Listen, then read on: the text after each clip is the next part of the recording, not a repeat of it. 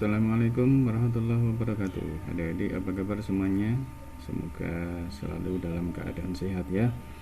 Baik, kita kali ini akan latihan ya, akan latihan soal-soal ya. Latihan soal-soal terkait dengan dan pemecahan masalah ya, terkait dengan penerapan hukum Newton, terutama hukum 2 Newton gitu ya. Nah, kasus yang pertama, atau misalkan saya ambil contoh aja ya, contoh yang pertama. Nah, kalau misalkan saya punya benda, saya punya benda, nah benda ini berada di atas bidang datar, nah gitu, bendanya berada di atas bidang datar, masanya adalah sebesar m, masanya adalah sebesar m. Kemudian benda ini ditarik ke kanan dengan dengan gaya sebesar f.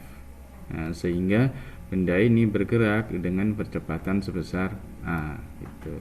Nah, bagaimana atau berapa gitu ya, berapa percepatan yang timbul dari gaya ya, dari gaya yang diberikan pada benda ini. Nah gitu. Nah, kita harus gambarkan dulu ya, kita harus gambarkan gimana gaya-gaya yang bekerja pada benda ini. Oke, yang pertama kita gambar gaya berat. Oke, lurus ke bawah. Kalau gaya berat arahnya selalu ke bawah, berarti W ya. W sama dengan massa dikali dengan gravitasi. Nah, sementara ini ada juga yang arahnya ke sana. Nah, yang kita ambil selalu tegak lurus ya, pada bidang sentuhnya tegak lurus dengan bidang datar, itu yang kita namakan sebagai gaya normal. Nah gitu. Nah, kalau misalkan yang pertama permukaannya ini adalah licin ya, ini licin. Nah, kalau licin berarti tidak ada gaya gesek gitu ya. Nah, maka bagaimana pernyataan hukum Newton terhadap keberlakuan pada kasus seperti ini gitu.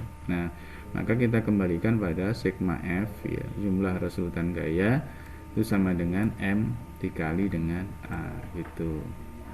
Nah, kalau ini kita lihat gaya-gaya yang bekerja mana, gaya yang bekerja pada benda hanya ini saja ya, hanya seperti ini saja, berarti ya sudah, hanya F saja gitu, hanya F gitu. F sama dengan massa dikali dengan percepatan, sudah selesai.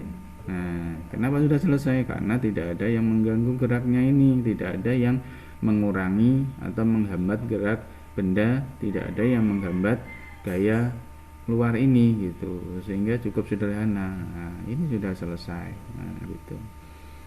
Nah, permasalahan berikutnya bagaimana kalau permukaannya ini kasar. Nah gitu. Nah, kalau permukaannya kasar berarti kita harus gambarkan ada perbedaan tentunya ya, dia ditarik ke sana dengan gaya sebesar F gitu. Nah, kemudian massa bendanya adalah M. Nah, lalu ini ada gaya gesek, tulisannya kasar gitu ya, kasar, dibuktikan dengan adanya koefisien gesekan mu. Nah gitu. Nah, dia ketika dia bergerak dengan percepatan sebesar a, maka ini jelas nantinya ada mu k. Nah gitu, mu nya adalah mu k, koefisien gesekan kinetis. Nah, arah gaya gesek itu selalu berlawanan dengan arah gerak benda itu, sehingga kalau ini kita gambarkan arah gaya geseknya ke sana. Nah, kita namakan sebagai F gesek, Fg. Nah, gitu. Itu adalah gaya geseknya. Sementara di sini kita ambil dari pusatnya sana ke bawah, namanya adalah W. Nah, ada gaya normal di situ. Jangan lupa ada gaya yang tegak lurus dengan bidang datar, namanya adalah gaya normal. Nah gitu.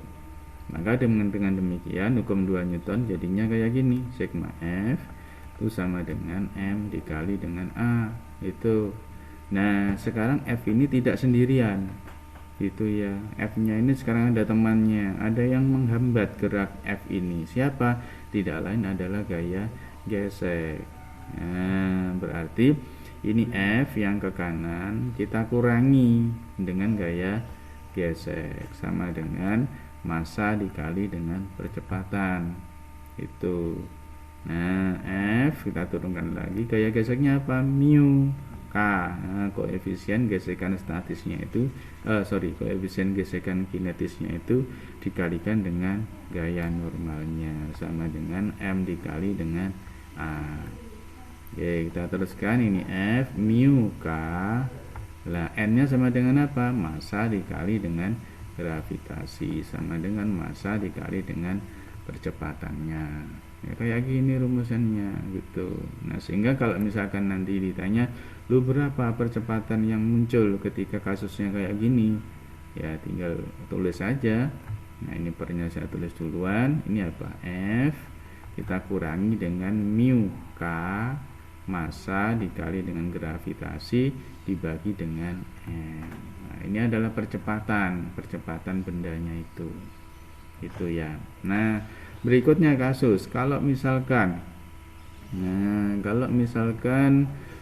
bendanya itu ditarik dengan gaya F tapi membentuk sudut tertentu terhadap horizontal. Nah, ke sana. Nah, gitu. Nah, ini ada sudutnya sebesar alfa karena seperti itu. Jadi dia bergerak ke sana dengan percepatan A. Nah, bagaimana keberlakuan hukum Newton pada peristiwa seperti ini? Oke. Kalau licin nggak ada masalah. Kalau licin ya tanpa ada gaya gesekan tentunya nanti mu-nya nggak ada gitu. Tapi ini kita misalkan ada gaya gesekannya aja. Nanti kalau dia licin gampang, ya tinggal meniadakan gaya geseknya saja. Jadi gaya geseknya dihilangkan, itu selesai. Nah, kalau misalkan dia punya ada gaya geseknya yang arah situ, berarti kita beri nama FG, gaya gesek. Nah, kemudian kita gambarkan ini ke bawah. Nah, ada W. Nah, gitu. Kemudian yang ke sana ada gaya normal. Nah, ada gaya normalnya, gaya yang tegak lurus dengan permukaan ini, itu namanya gaya normal.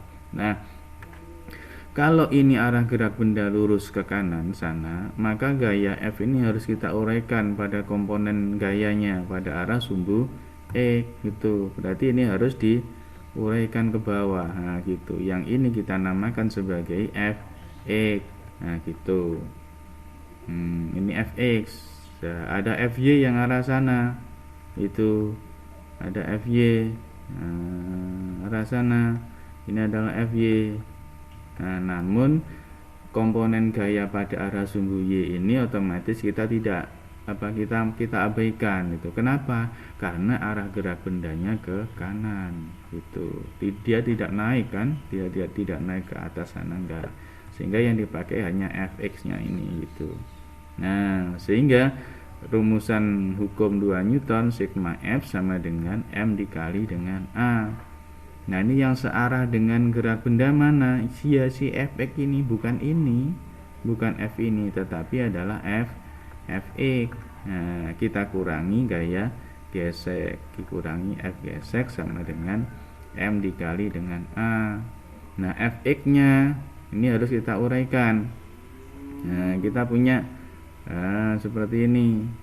Oke, nah, kalau di sini sudutnya theta atau alfa gitu, maka yang sisi tegak ini kan Y kan, Y, dan ini adalah X. Nah, ini X, di situ Y, yang ke sana adalah R gitu. Nah, sehingga jika kita perlu yang pada arah sumbu X, jadinya adalah F cosinus kan gitu. Ya. Ini adalah F cos. Nah, kita ganti F cosinus alfa gitu, dikurangi gaya geseknya adalah mu K karena dia bergerak, mu K dikali dengan N sama dengan M dikali A. Oke, jadi ini F cosinus alfa min mu K, ya N nya adalah M dikali G sama dengan M dikali A gitu. Nah, kalau mau nyari berapa percepatannya ya begini, sama dengan F cos alpha min mu K, nah gitu, M dikali G per M gitu. Nah, sudah selesai kita untuk permasalahan pada bidang datar gitu. Nah, demikian adik-adik, cukup jelas kan? Oke. Oke, diulang lagi dan terus semangat belajarnya. Oke. Demikian, selamat belajar, semoga sukses. Assalamualaikum warahmatullahi wabarakatuh.